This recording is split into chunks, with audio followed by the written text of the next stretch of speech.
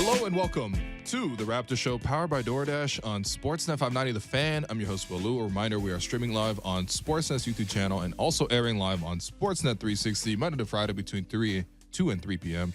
And I'm joined by producer and co-host Alex Wong to recap what has to be a very dreary weekend for the Raptors, losing to Cleveland last night. A frustrating experience watching the team shoot blanks from three, and it was the same deal against Orlando, and it was the same deal against Detroit. Before that, Alex, how you doing, man? You wanted to get some banter off the top, but I'm already denying you of that. Yeah, no, it's all good, man. It's your show. I just follow your lead. How was the arena on Friday, by the way? I didn't get a chance to be there. I know you were very frustrated in the Detroit game. You had a chance to go. You just chose not to go. Anyways, how was your Friday experience at the arena watching the Raptors fall to the Orlando Magic? Yeah, as you can imagine, not the most pleasant game to be attending, considering the fact that the Raptors were hot off that game against Detroit, where they come back and the comeback push was denied. And then against Orlando, they started off decent, which was good. I was like, okay, you know what? This Orlando team is like literally the worst in the conference. Like, you should be able to do something with this. But then the Raptors offense, died once again. It's just been a common theme over the last few games here when they're missing some key players. And yeah, I mean, it died to the point where against Orlando, not an elite defensive team by any means, a team with lots of guards. Yeah, they have some rim protection, but ultimately you should be able to score over Robin Lopez and Mo Bamba if you're going to have any playoff intentions. And the Raptors had 60 total points through three quarters. And, they made a mini comeback again, but they kind of fell short. And then, having watched those two games and knowing what the injury situation was, especially with Malachi Flynn also going out of the lineup, when you head into that Cleveland game, let me ask you, did you have real expectations for winning that game? No, I thought it was going to be a blowout. And surprisingly, the Raptors made a little bit of a run in the third quarter just to make it close. The thing I was going to ask you. Are you talking about the run where they won the quarter by 2 points? Yeah. 16-14? And they didn't score a field goal in the last 7 minutes of that quarter, I believe. But yeah, I was going to ask you, because you watch the games as critically as anyone. And I'm watching these games now, the loss to Detroit, the loss to Orlando, the loss to Cleveland. It just feels like the same game to me. Seems like every time you're running into the same problems. Every time by the third quarter, I'm checking to see how many three-pointers that the Raptors have hit. I know yesterday, once the Malachi Flynn injury was announced, by the way, he's out indefinitely with a hamstring injury now. I think before the game, you were like, can this roster without Fred and Malachi even get to 7 threes? And they didn't. They were 6 for 24 from three. So the Oracle Will lose, strikes again. It's I don't know, man. McDonald's getting a few weeks off here. Can we get small fries if they only hit 6? Yeah, can I just get a hamburger? Can I get the kids meal fries? Yeah, can I get the Happy Meal? Just something. No, but they might not hit 12 in a week. Yeah, these 3 straight losses. I mean, we're here doing our daily show, and we're going to continue to do it because we're professionals.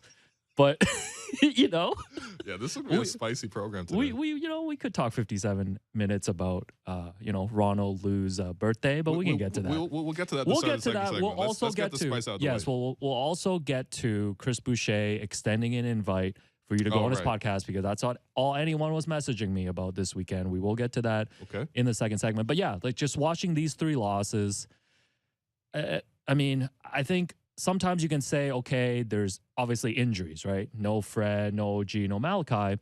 But I think that's a very easy way to just kind of push aside the fact that there are real issues with this roster that's being exposed. Yeah. Is that what you're seeing from these 3 losses? Absolutely. And this is something we've said consistent over the show. Of course, even when they were winning, we were talking about this, right? Even when they were having a successful January and they were competing against top teams and whatever, the same issues were still there. I think that you can acknowledge the issues. Now, I think where I've seen sort of fans sort of go over the top, and whatever, the fans can do whatever reaction they want to. I don't care to police fans whatsoever. But when people are going as far as saying, well, the front office, needs to be changed or anything like that, or the coaches need to change, I don't think it's a situation like that. I hope this is on camera, that you're just getting choked out by your headphones wrapping around your water bottle. But in any case, I think that's a step too far. But I think you also have to acknowledge that at least in year 1 or year 1.5 of this rebuild, this team has not put an emphasis whatsoever on 2 things: guard play and also 3-point shooting. And when you look at even the micro decisions of who you're going to keep in the 14th man, you picked between Bonga, Ish Wainwright, and Sam Decker. They picked the worst shooter out of the three. When it came time to the trade deadline, okay, so you have Gohan's contract. You're willing to shop a first, right? Who did they end up getting? Thad Young, who is not known for shooting.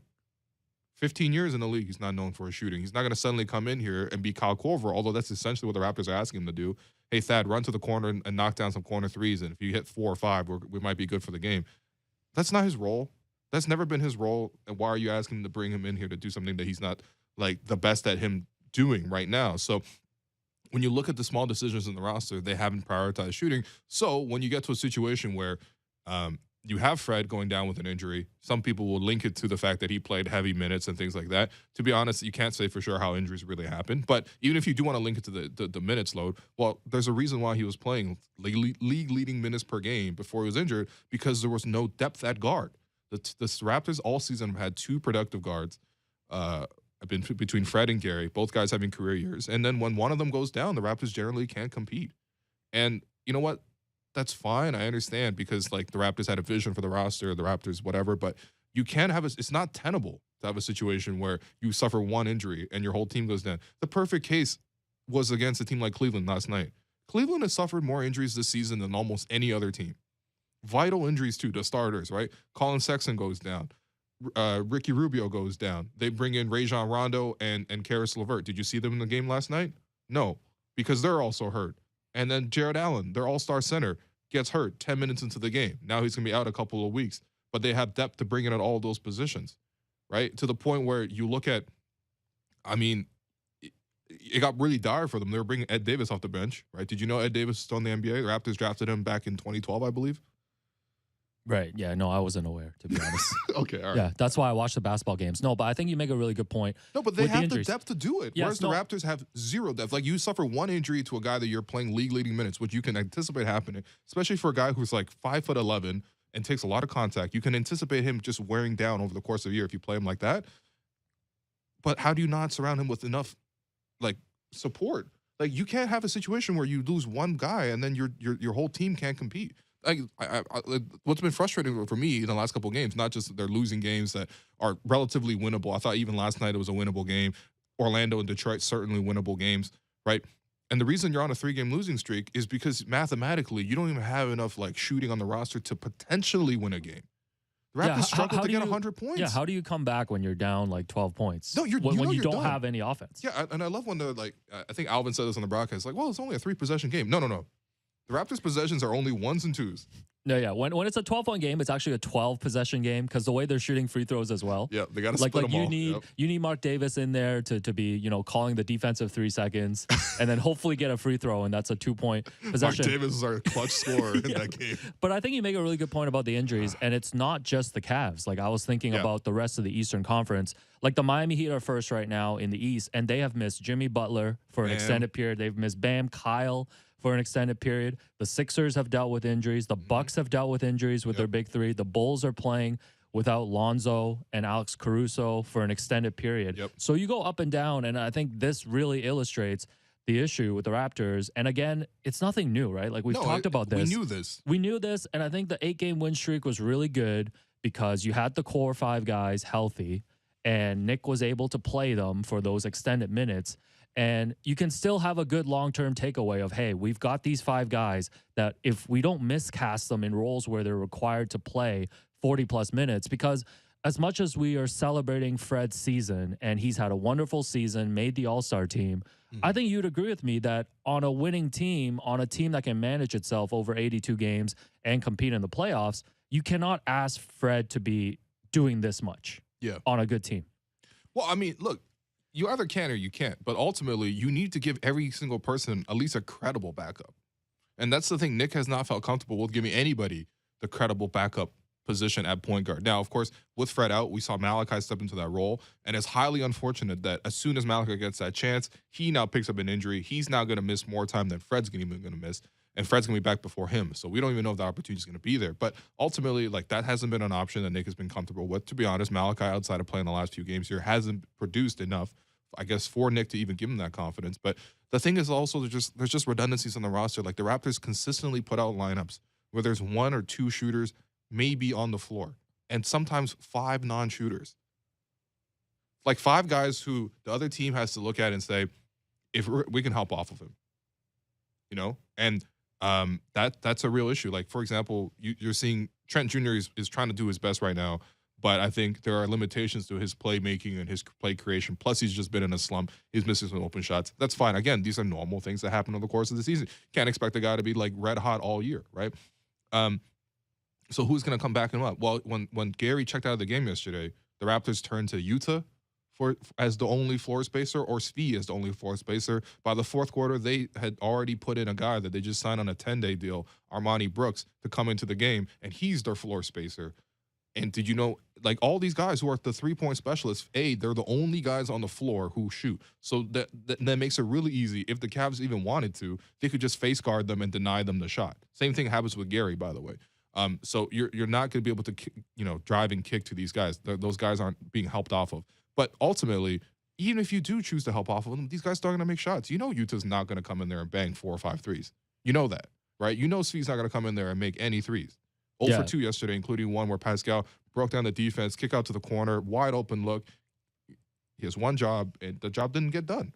And ultimately, we're looking at, like, I'm not even trying to exaggerate on this. The Raptors, without Fred at the moment, have the least guard production in the entire NBA. Like, there are tanking teams that have more guard production. When we saw Orlando come in, Orlando had 3 or 4 guards who are more productive than the Raptors' most productive guards, right? Yeah. So this is a situation. The front office did not supply this team with enough shooting. Of course, you have to say this was not a championship year. This was not the end product. But in the mid-construction of this project, they have really left them so short with shooting, to the point where you have 1 or 2 injuries and the team mathematically can't compete. Yeah, no, I want us to talk more about the front office, and we can zoom out more bigger picture, kind of the things that they've done, like you mentioned, in the year and a half rebuild so far. But yeah, I'm looking at the box score yesterday. So Precious Achiuwa was the only player off the bench who scored with 8 points. And weren't all 8 in the first quarter? Yeah, let me just look that up. Yeah, you check that while I congratulate Kevin Love and Chetty Osman, adding them to the list of guys who have outscored the entire Raptors bench this season. Yesterday wasn't that hard. I mean, it was just 8 points from Precious. By the way, confirmation, Precious was 4 of 6 in 4 minutes and 45 seconds in the first quarter. He was really strong start. So the bench had 0 points the rest of the game. For 3 quarters of the game, the Toronto Raptors got 0 points off the bench. Yeah, I don't even know how they were still in that game. Yeah. They were in that game at the end. Oh, they were in that game. And you have to credit the defensive effort that they put out there. You have to credit the way Nick Nurse game planned for that game, because they really limited Darius Garland's effectiveness. Darius got a couple of opportunities early in the game, driving and kicking downhill and dumping off, and Jared Allen got dunks. And, of course, Allen getting out of the game definitely hurts their pick-and-roll game. But when you look at it, Garland only made 1 3. He had 7 turnovers against 10 assists. Like, you're more than happy with that. You're really limited an all-star guard. But, again, the Raptors just don't have enough scoring to surround it. I mean, that's why it's frustrating watching these games. Like, a day later, I'm still heated, because it's just like, I feel bad for other Raptor fans. Like, you tuned in, you're cheering for this team, but they just genuinely don't have enough. Like, I'm serious. Like, look around the NBA and compare their guard situation to the Raptors right now without Fred in the lineup. It's dire. Yeah, no, it's tough. And they've lost all three games now this season against the Cavs. So the Cavs have the tiebreaker now. They're going to play one more time later this month. And the Raptors are now 3 back of Cleveland for the top 6. I think that top 6 dream is fading really quickly, especially because I don't even know if there's a lot of teams that they can catch at this point. To me, it's really just Cleveland, because Boston is moving up. I think Boston's going to end up with a top 4 seed. They're playing great. Yeah, and unless Chicago falls, there's only 18 games left in the season, and looking at the schedule too. So yesterday was a start of a 6-game road trip for the Raptors, and I know you posted a bit of this. You tweeted this out, just the schedule, and let's go through this real quick. So they're in San Antonio on Wednesday. This is probably the most winnable game for them in the next week. Yeah. So we're not sure if Fred is coming back. They probably need Fred to come back to have a chance, because to be honest, like, you broke down the roster. Like, I don't actually know how many games this roster right now with all the injuries can actually win. This is a winnable game just because of the fact that the Spurs are lower in the standings. But I have to really caution about this. You know who else was lower in the standings? Detroit, Orlando. You could coming into those two games, you can have added up Detroit's wins and Orlando's wins, and the Raptors had more wins than those two teams combined. And then the Raptors gave them 2 extra wins on top of that. Right? So you can't just look at the schedule. You can't just look at the record against the Spurs. I mean, look, the one thing the Spurs are going to be able to do is hurt you with guard play. Now, they don't have as much three-point shooting, so maybe you can sort of like sag back a little bit, but this will be a competitive game, I think. So if Fred comes back, then I actually pick the Raptors to win. Okay, if Fred comes back, it's a win. But then Friday, Saturday, they've got a brutal back-to-back at Phoenix and then at Denver. Yep. Should we slot those two in as losses? Well, they competed with Phoenix. I actually do think they have some good personnel to guard Phoenix. They've had pretty good game plans against Devin Booker. And obviously with Chris Paul out, that's the main focus. But, you have to pick the Suns just because of how good they've been playing. And it's not like they can't compete without Chris. Like, they've been playing well without Chris Paul. So, yeah, that's the tough one, especially on the road. And then back-to-back against Denver. I mean, listen, you're going to hear all the excuses, the altitude, the back-to-back, the road trip, 4th game on a road trip. What else are you going to hear? Who's going to guard Jokic? I don't think OG's going to be back for that game. That's their usual assignment against Jokic, which means you're going to be throwing Kem Birch and Precious. Okay, so that's an L. Yeah. And then they finish up with 2 games in L.A. against the Lakers, Clippers. Man, they better win in San Antonio, man. It's looking like an 0-6 trip. Look, realistically, the Lakers are not playing well. Like, you should be able to beat the Lakers, but also what do the Lakers have? A lot of size in the middle. And what do the Raptors... If the Raptors have any hope of competing, they need their defense to be perfect, and they need their guards, or they need their forwards to be able to like actually have some freedom in the paint. And that's the one thing the Lakers can actually give you is a lot of bodies down low. Now they don't have much else in terms of on the perimeter, but they still have LeBron. Yeah, and then the Raptors come home to play the Lakers at Philly, at Chicago, and then play Cleveland again. Yeah, the Raptors are probably going to be a 500 team by the end of this stretch. No, look, first off, this schedule is just really... I thought the really Raptors had one of the best strength of schedules. What happened? What happened was they had Charlotte, Atlanta, Brooklyn, Detroit, Orlando, Cleveland. Yeah, you're right. Coming out of the stretch. And the Raptors lost all but 2 of those. Yeah, this is a spicy episode. I'm sorry, Alex. Let's change the vibe. Yeah, let's change the vibe. So Scotty Barnes. Change the vibes. Yeah, Scotty Barnes. Let it go, man. Started at point guard yesterday. Mm-hmm. What did you see from Scotty Barnes as the starting point guard of the Toronto Raptors? Yeah, it's interesting. I think clearly he can handle the ball. He can obviously bring it past half, and wasn't turning the ball over too much. I think in terms of his playmaking, it's actually quite similar to the style of playmaking Pascal has, which is just like he obviously isn't the threat to shoot. Guys are going under screens. He's not really looking for the 3. He's not willing to take the 3 all that much. When he did take 2 threes yesterday, he was 0 for 2. But what he can do is get downhill, get to his spots, and then once he gets position, he turns a lot of his drives into post-ups, and he's able to score from there because he has the strength to hold his position, and he has the length plus the touch to get the shot over the defender and then to make the shot, right? So, yeah, I mean, it was impressive. I thought, obviously, the big storyline was, Scotty versus Evan Mobley, right? The Rookie of the Year race there, and to me, it was real interesting. I thought Scotty really relished that matchup. I mean, he only went at Mobley a few times because Mobley was more of a help defender in the first half. Then second half, he was more assigned specifically to Pascal. So, but there were obviously switches because just naturally over the course of the game, you're going to have some new matchups and switches. And when Scotty had the opportunity to go at Mobley, he went at Mobley.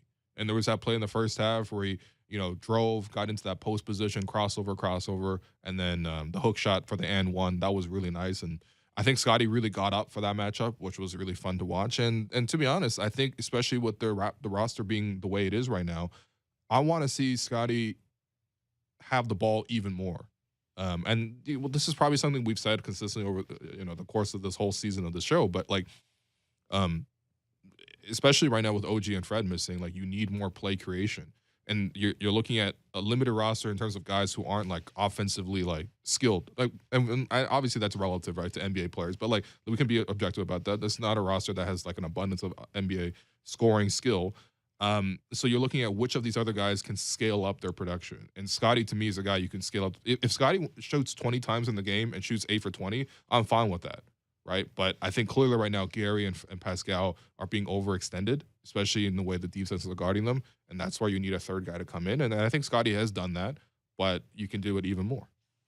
Yeah. And Pascal, I think especially with the lineups that they're playing around him right now. Like it's just so hard for him to find any space, and defenders are just collapsing on him. Yeah. And I feel like he's actually been doing pretty well, like considering the circumstances. Yeah. Yeah. I mean, look, listen, we know that Pascal's not a guy who like scores with his sheer will. This is not Giannis, it's not LeBron, this is not like a Jokic type, Embiid type. Like we know that, right? Right. You're gonna need specific matchups. You're gonna need like good situations for him to be in. Now the thing is, like Pascal one-on-one scoring did a pretty decent job of that. The thing is, what you're seeing is Pascal. And I was looking through his shot log, like the videos of all 22 of his attempts. Every play basically is him at the top of the floor, attacking and trying to drive. And his decision making at that point is just like, do I go left or do I go right? And when he drives left, there's 2 help defenders in the lane. When he drives right, there's 2 help defenders in the lane. So you can imagine how hard it is for him to get past that level of defense. Plus, let's be real, the on-ball defense from the Cavs was actually pretty decent. I mean, obviously, Markkanen, I think Pascal was able to win that matchup, spin around him a couple times. But when it was Evan Mobley against him, like that's tough. Like that's a really, really tough 7-footer who can really get up, who's able to move his feet. You know, he can give Pascal that gap on the defensive end so that if Pascal drives, that he can kind of absorb the contact, slow his momentum, and then get up and use his length. Which, by the way, that's something I wish the Raptors would do more often with their length, right? You notice the way Cleveland was defending yesterday, going under screens, going, giving a gap to be able to like absorb the drives. Like that's something the Raptors don't do. Like Dean Wade, for example, right? Scotty Barnes is just pressed up right on him to the point where Dean Wade's just one step is able to get past him. Why? I thought if you're 6'9" and you're athletic, why not you give that little bit of like 1 or 2 yards of space? But not saying like leave them wide open and treat them all like the Rajon Rondo, but like, give them a little bit of an actual gap. Let them drive into you a little bit. You can move your feet, react. These guys are clearly athletic enough to do it. But no, the Raptors love just pressing up into guys and letting guys almost willingly let them to drive past you. So, damn. Yeah, shouts to Dean Wade. Let's get Nick Nurse on the podcast. I have many questions at this point. Yeah, producer Derek, let's give Nick a call right now. Okay. Yeah, Dean Wade, shouts to Dean Wade, a huge dunk over Kem Birch there in the fourth quarter. I was getting a little worried he was going to go courtside and sip a beer. I was getting some flashbacks. He was strutting, though. He was galloping back up court. So tough. Nothing ever good happens for the Raptors in Cleveland, including All-Star Weekend. Remember when Scotty missed all those little hook shots, putbacks? And I was hitting them yesterday, though. Fred's performance in the 3-point shootout. It was fine, man. So this was the Raptors' only national TV game this year, if I have it correct. Great. They were on ESPN yesterday. So to be honest, I don't want the national audience to see them. I actually keep this team under wraps. They saw the 7 minutes in the third quarter yesterday. Yikes. Without a field goal. But thankfully, this doesn't even make the top 10 most embarrassing national TV games against Cleveland in franchise history. Let's give a quick shout to Chris Boucher as well. He was man. Put in the starting lineup yesterday, 21 points, 7 rebounds, 3 steals, and a block in 36 minutes, and also hit 3 3-pointers. So he accounted for 50% of the team's production from beyond the arc. What did you see from Chris filling in as a starter? I love it. I think Chris has consistently produced when you ask him to go into the starting lineup. Like, that's the one thing with him is just like when you're thinking about guys who can, like, well, as I said about Scotty, who can scale up your production when you're missing other guys who you would typically have the shots, like OG and Fred. Chris is one of those guys. And I'm not saying you run the plays for Chris as much, but what you're saying is, I'm saying is you give him the minutes because he will produce in those minutes, whether that's getting on the offensive glass, whether that's running, the break and getting out ahead of the pack because he's so quick as a big man. Obviously, him knocking down the threes is going to come and go, but like he can knock them down. To be honest, when you're looking at who's available for the Raptors, I think Chris might be their second or third best 3-point shooter who's healthy at the moment. Which is, again, just think about that statement. The front office really needs to do better there. No point should Chris be your second or third best 3-point shooter. And by the way, this is the second season in a row now. Okay, but in any case, he's one of the best options available for the Raptors, what they have right now. So the more minutes you give him, he's going to be productive. He's going to be involved. I thought in that start of the third quarter, he was really good defensively, pressing up on guys, trapping the ball and getting out in the head. So, yeah, I mean, I think you got to give him a lot of credit for the fact that, obviously when he comes off the bench, his role is a little different. But when you need him to, do a couple of different things for you, he can actually do it. But you know what, though? At the same time, you think about it, he's a veteran. Like, that's what you kind of expect from him, right? This is his, fourth or fifth year in the program now, probably fourth. He's 29. Like he should be able to step in here and step up his production. Of course, you might ask me the same question about Ken Burch or Thad Young, but let's just not even go there. But as a starter this year, Chris has actually been pretty good. Like when you look at 9 games Chris has started, he's averaging 16 points, 8 rebounds, and 0.7 assists. Okay, forget the assists, but My 16. boy William, listen. Yeah, I'm giving you the credit right now, Chris. 16 points, shooting 52% from the field, 41% from three, 86% from the free throw line. His true shooting is 66% as a starter in these 9 games. Um, yeah, he's a guy you can turn to start. In which case, I might ask, why has Ken Burch been starting over him? But again, let's get Nick on the program. Yeah, the mad We scientist. need to chat. But yes, good spot starting performance from Chris. Yeah, you feeling better or not really? We'll see. Let's take a break, and I'll drink some water, and maybe we'll have the vibes return. Yeah, for the second half of big the show. questions coming in the second half. When will Will go on Chris Boucher's podcast? Does is your dad finally watching the Raptors show? And we'll continue your top 75 animals, and then we will dive into how the front office has done so far with the rebuild. That's quite a teaser. All right, I'm your host, Willow. You've been listening to The Raptors Show, powered by DoorDash on Sportsnet 590, The Fan.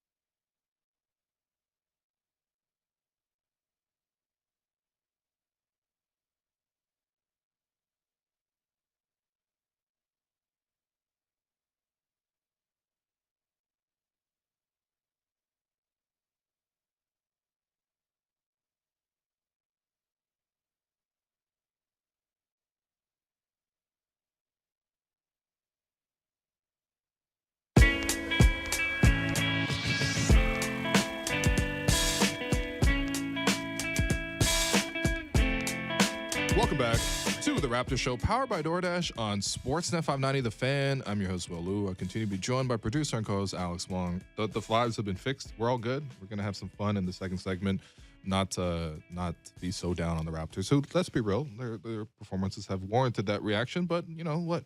The bigger picture is that this team is still over 500, which is ahead of schedule, and when they're healthy, they can compete.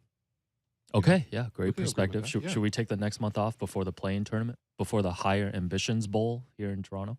Oh, I know you're stressed about Toronto, Brooklyn already. who wouldn't be? Are you anyway? The vibes are reset. No, but you know what? Vibes are good. MLSE is going to get revenue from 2 play-in home games, the way that it stands right now. So. Nah, man. 2 home games plus another 2 home games. Oh, okay. So the thing that everybody I think is tuning in for today, the thing that everybody messaged me about over the weekend. So Chris Boucher released the second episode of his podcast on Friday with Delano Banton. And towards the end of the episode, he had a message for you. I think we have the clip right here. With Chris Boucher. Oh, wait. William Lou, if you wanted me to come to your show, you have to come to mine first. The invitation is on set. You come to my show, we could talk about it, and then I'll come to your show. It's on the table. All right. Everybody pull up to the show. Bless up, gang. Go get your IYC. Yeah, man, get your clout up. Yeah, so everybody wants to know, is this what's gonna happen? Will Lou, Chris Boucher interview of the century? You're gonna play an away game? You playing too many away games right now? What's going Yeah, on? that's what I feel actually. I feel like Stringer walking into that B&B Enterprises at the end of season 3. No, I mean, like, could it be potentially walking into a trap? Sure, but of course we have to make this happen. This is the thing, is like I talked to Chris's podcast co-host Mike Roach, and we talked at the arena and we chopped it up and stuff like that. Like, I think there's legitimate interest in this, and you know what? We invite athletes onto our show all the time, and it's very rare that the athletes actually invite us the other way around. So I just see this as a moment of,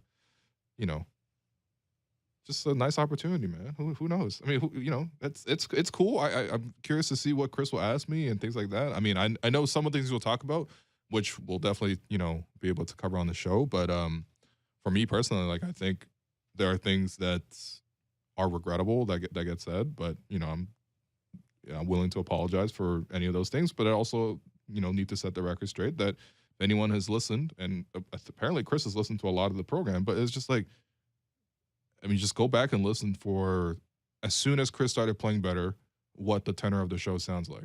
That's all. No, of course. You've always been fair. The only He got person the first star last night. The only person we're biased towards is Yuta Watanabe. I thought this has been established. Yeah. Shouts to Takashi coming on the Listen. program soon. I want to know, are you gonna think about what fit you're gonna show up on set with? Like, have you thought about What? the details that only I care about? What? Yeah. Like, what are we thinking here? Your go-to Converse hoodie?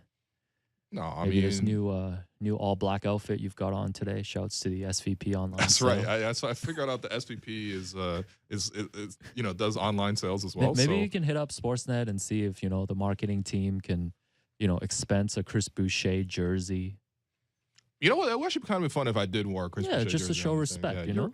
Sure, I guess, yeah. Okay, I will plan your life for you. I have plan not that thought appearance about the for you. outfit, man. I think I'm more worried about what I'm gonna say. But no, look, I think it's all in good fun, and I think Chris has been pretty fair about this too. So, we definitely want him to come on our program. So I'm more than happy to go on his program. you know? Okay, it'll be a little home and home. Love making content for Yahoo, Yeah, no, I'm excited. even to after see, the fact, I'm excited. consistently. I'm excited to see the interview of the century getting outsourced.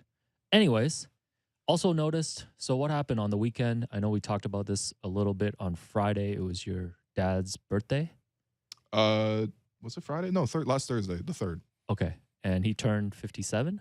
Yes. Yeah, he's only 20 years older than me. Okay. which, all right. which has been in my mind since last Oh. Thursday. I can't get that out of my head. This is all No, when I I mean, look but at you, like- this is all I see. I'm like, this guy's dad is only 20 No, years the older. than vibe me. of the show is like you're like the big bro. Yeah. That's right. That is the vibe. I am Yeah. your big bro. But you did send a clip in one of the 7 group chats that I'm in with you.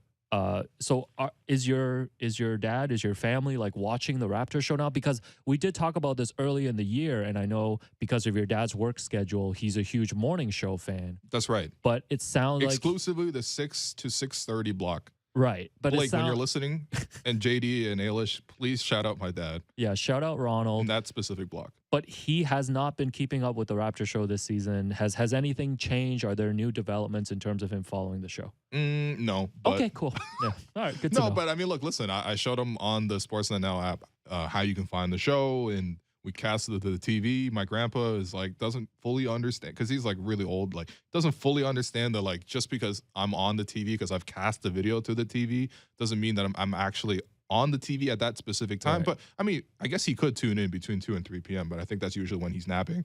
In any case, though, he was watching the show, and I think his feedback was, you talk too much. What? I barely talk. That's what I told This him has too. been but- established. Like yeah. I'm like one of the most less talkable, like least talkable. No, you a pass first point radio guard. goals. Yeah, I love to pass. You're man. Draymond. No, I'm Bob Cousy, man. What? And I love that the clip that you showed your family was you wearing the Nick Nurse hat with the DC sticker over it. Yeah, it was hard to explain that Was one. there any comments on that, or they just kind of rolled with it? They said I shouldn't wear hats, and they told me that since I was a child. Wow, I don't want to hear what they're saying about me, man. No, Anyways, no, no reviews I coming told them from you're from Lulu's HK, household. so that was already a bad start. That's it. Meanwhile, my We gotta mom move just on. my mom just plans her whole day around watching That's us really from, nice. from 2 to 3. I would love So to. you I should would love give a to meet shout your out. family at some point. Honestly, Yes, Like, we let's- should. Can I come to your house? Can we play like mahjong together? Yes, or you, something? you can Have play. tea? You can play Nintendo Switch with my nephews. Definitely. I Like, what do they actually- play? All these different Pokemon games, like Pokemon Diamond, Oh, I Pokemon got this, that. Pokemon that. Yeah, I'll bring my Switch. We can trade. Yes, We can no, trade bring your Pokemon. Switch. Yeah. My nephews have reached an age, especially the older one who's turning 10 this week, where when I show up, like he doesn't even want to hang out anymore because they're just busy either playing Minecraft or on the Nintendo Switch. I actually think you would connect with my nephews a lot. 'Cause Well, I mean, yeah. in the same way that I think I would really connect with your dad. Yeah, I was gonna say, Yeah. well, the age difference between you and my dad is the same as the age difference between me and your nephews. That's messed up, man. 20 years. Anyways, Yeah, let's do it. Scotty Barnes said last week that it took him about 10 to 15 games to learn the Canadian national anthem. Do you remember coming to this country, because we both had to sing the national anthem when we got our citizenship? What are your memories of learning the Canadian national anthem? I mean, you learn it pretty quickly. Like you hear it every single day at school, and you have to stop, freeze, and no one's talking, and you're just like nothing else is going on. You just focus on the anthem. It's one of the many patriotic rituals that we go through as I get kids. so stressed when you talk No, about patriotism. I mean, trust me, it was the same in China, man. We actually wore a red ribbon and stood outside and saluted as well. So, Even like, more stressed. Do you think? why is that stressful? This do is you a standard think- practice in most countries. Anyways, do you think the Canadian anthem is a banger? I've always said Yes, the U.S. absolutely. I think the U.S. anthem is a better tune, though. I get more hyped at the arena hearing the U.S. anthem than the Canadian. If you had to pick. Yeah, I mean, like, I don't know. It's not like I'm walking around and I need to get hyped for the game. You don't and I'm have the listening to anthem on your anthem. Spotify? No, man. No, I'd rather have Drake the anthem than this. But no, like, I think Canadian anthem is You think it's a strong, banger? really solid. Yeah, it's think it's a pretty good. banger? I love at the arena when people yell North. Right. Yeah. Right. Just the one word, actually. But it was also like, look, I think, the best anthem, moment that we've ever had was just like Game 1 of the NBA Finals 2019. You and I sitting side by side. Oh, I with- love with Dan reminiscing Wyke about that. Oh, eating his man. Jolly Ranchers every game. And like the whole building obviously was packed for that game. It was the first ever finals game played in Toronto. And when the anthem was sung and people started like just singing it together in unison, it was actually a really, really nice moment. That's probably the most patriotic I've ever felt. Yeah. That and Sidney Crosby's goal in one of those Olympics. Oh, okay. Yeah. Okay. Yeah. This is kind of unrelated, but it just popped out in my head. You know, when you came here, I'm sure you had to go to ESL, right? Yeah, I did. How long did you spend in ESL? Okay, this is a topic of debate because I think it was either 1 month or 3 months. 3 months sounds more realistic, but apparently I picked up the language quite quickly. ESL was great, though. People don't know that's English as a second language. It's offered to most people coming from places that, English isn't necessarily the first language or whatever, right? But yeah, I mean, it was fun. I mean, shout out Ms. Ho. She was teaching me English and, with picture cards and things like that, and just being like, this is a horse, this is a duck, which we'll get to that in a Oh, second. wow. The transition And king. then every single time you got something right, you get a piece of candy as well. So it was great. We were bribed to learn English, and now I speak and write English for a living. Yeah, because I have this theory too, because I remember only spending a month in ESL as well when I came here. And I don't know about you, like I barely knew any English. Like, did you study English when you were in China? Like, No, not at all. you couldn't even speak English when you came here, right? As I've told Yuta this story, when I first came to Canada and I like stepped off the flight when I was 7, I knew 3 English words. It was yes, no, and panda. Oh, I thought it was gonna be ref you suck, but yeah. Listen, their names were hard. That's why I came off the plane. Yeah, no, but this is my theory because I only spent a month, and I feel like the more people that I asked that like immigrated here, like us, like everybody only spent like a month in ESL. Because Well, I was always under the impression that ESL was supposed to be like at least like a year, a whole semester. Yeah, I mean, for me, it was like I was catching up to grade 2 English. So, like, I mean, I don't know how much English someone who's 7 speaks, but like, it's not that advanced. Like, as long as you can get in the class, you can follow what's going on, was good enough. Yeah, All right, I guess that was a fun time. Yeah, no, I just wanted to fill the Asian quota for the week. Okay. So, speaking of animals, Oh, gonna we're here already? continue- Yeah, we're Oh, going to okay. continue the Will Lou 75 Oh, favorite man. animals update. I know this is getting stressful for you. Yeah, I'm just pulling So- animals off the top of my head. Yeah, at so this the point, first man. 7 are number 1, duck, octopus, cat, dolphin, hippo, monkey, and giraffe. Can we get your number 8, 9, and 10 animals today? Yeah, I'm literally just looking up pictures of animals and going off of that. By the way, Kyle and Maria, please continue to build this Oh my graphic. god. What am I gonna go with? Jellyfish. Okay, Yeah, jellyfish. I have to I'm gonna document this. So yeah, Number keep 8, documenting it. jellyfish. The producer's asking eternal or regular. I don't even know what that means. Yeah, we're gonna have to look into Yeah. that. Jellyfishes never die. This is what producer Derek Brandeo is telling us. Okay. All right. Okay. Fair enough. We're gonna move on from that. What? Wow, this segment is really going off the rails. Number 9. I already picked monkey, right? By the way, I have a monkey story for you after this. Do you want to just tell it now? Yeah, I'm going to tell you right now. Actually, because I was going home and I saw my family on the weekend. And, you know, as you usually do, you end up reminiscing on a lot of stuff. And at one point, my mom was like, remember the time that we took you to the zoo and you got bit by a monkey? Whoa. Okay. But you don't remember this. No, I was like 2 years old. Oh, okay. Okay. But my parents were like, you know, hey, go. Like, I don't know how the zoos at that time Yeah. in Tianjin were really being regulated. But in any case, they took me to the zoo and they were like, yo, feed the monkey with this little banana, right? My parents, by the way, were younger than I am currently. So I can see how like their parenting skills weren't like, you know, top notch as they are now. You know, they're 20 years into the game at this point, 30 years into the game at this point. But brought me to the zoo. Like I was apparently handing the banana over to the monkey, like, you know, past the bars or whatever. And apparently the monkey came up to me and instead of like eating the banana, which was probably the intended result, he like scratched my hand or like bit my hand. There's actually still a scar from my finger on this, and it forced me to drop the banana and then took the banana and ran away. So, yeah. Wow. I love learning bits and pieces of your life. Well, one day we're going to need to piece it all together. I still think there's some dark days, I believe, because there's one time when I asked you about the dark days and you were like, which one? Because you were like high school or after? No, high school was fine. It's more university. University is a tough experience for a lot of people. Yeah. Anyway, let's get back to this list. Yeah, I'm gonna go with bear and I guess like just grizzly bear and then panda afterwards. Yeah. Okay. Yeah. We're going to struggle to get to 75. Yeah, this is a I can tough feel one. it right now. Yeah. So anyways, back to the Raptors. So like we were Get talking, the show back up. like we were Dan talking. Tillman's at home sweating, man. This Like guy's listening to us on the Bluetooth headphones and he's sweating. sweating from his 9-hour Soul Cycle run. No, so we talked about in the first segment this roster construction and Mhm. how this front office has put together this team. And I know that, you know, you're offering the perspective of the fact that this is year 1.5 into a rebuild. Let's say, you know, the post, you know, Kawhi, post Kyle, post championship.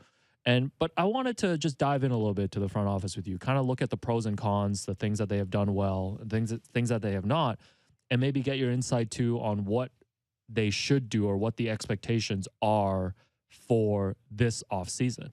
Yeah. So pros for me, some of the things that I wrote down, I think clearly hitting a home run with this Scotty Barnes pick Yep, is absolutely. just going to accelerate kind of everything for them because Mhm.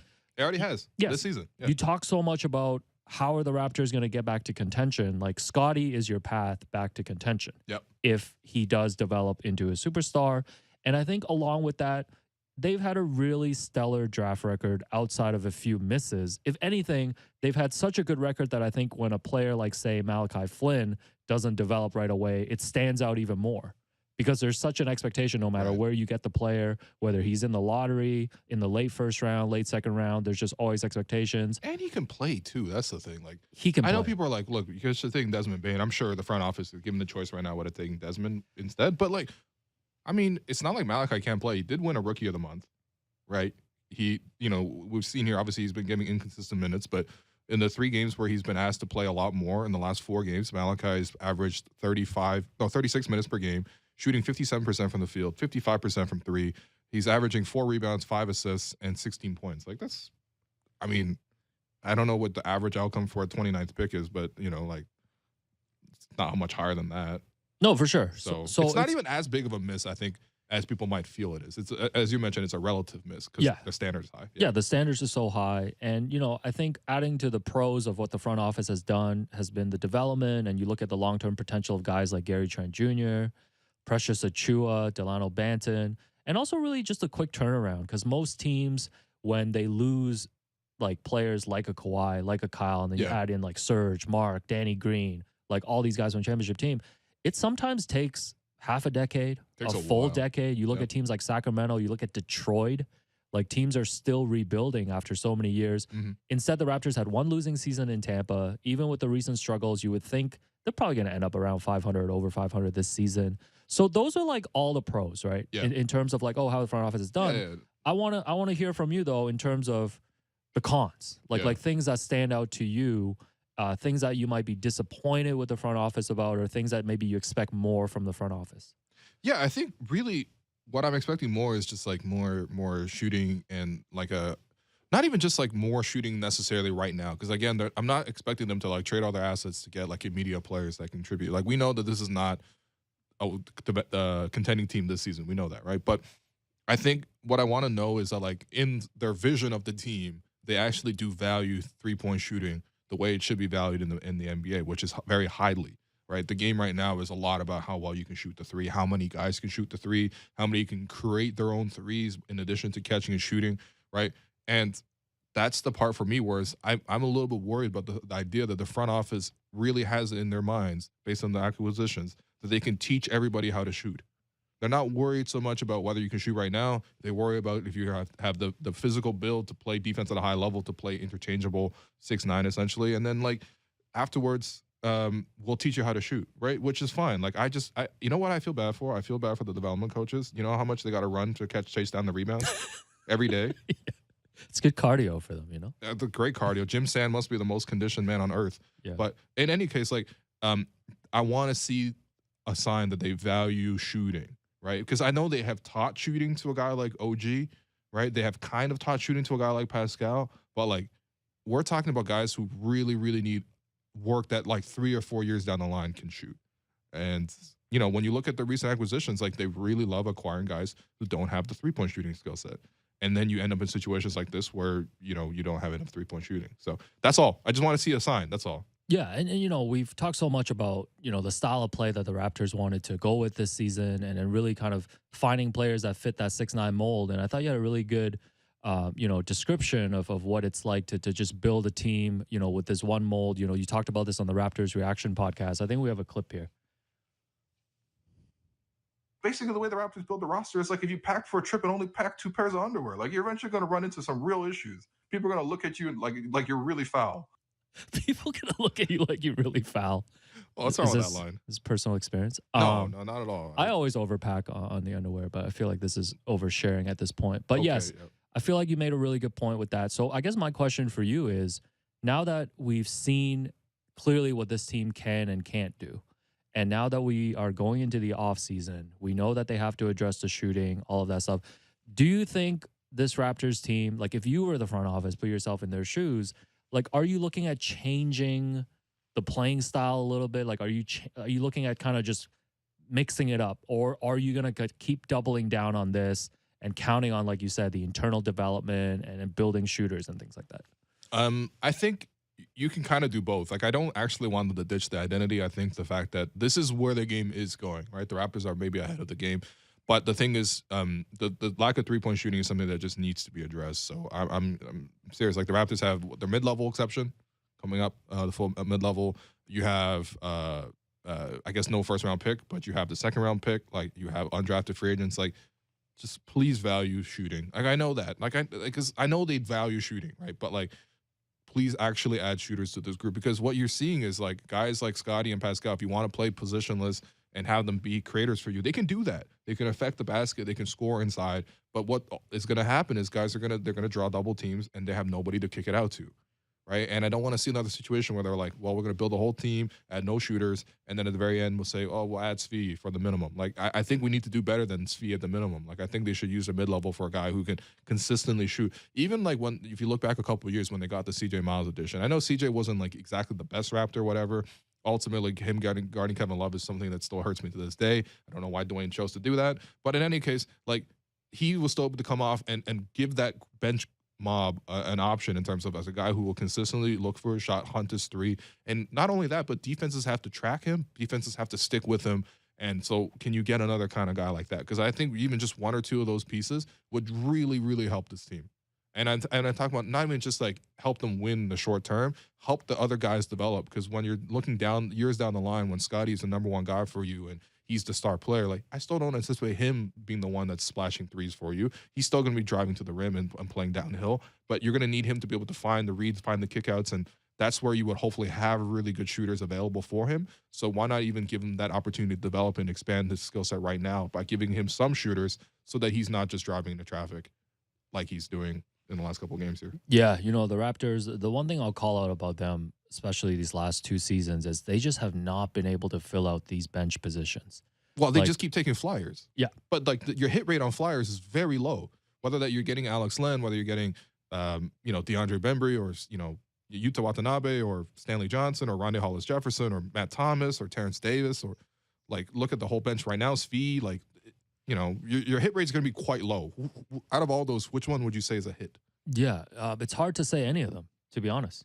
Like if you go through all of them, like even being a Yuta Watanabe friendly program, like he has not contributed to the team in a way that I think people expect this season. And I think the other position that they need to fill is they need to figure out that backup point guard position. Yeah, because I don't think you can put Fred in that position next season of playing all these minutes. He can do that for stretches, but if you're asking him to do that consistently over 82 games, it's just not sustainable. So, all right, that's it. Blake Murphy Tuesday, tomorrow. Yep. Joseph Casharo, Vivek Jacob on Wednesday.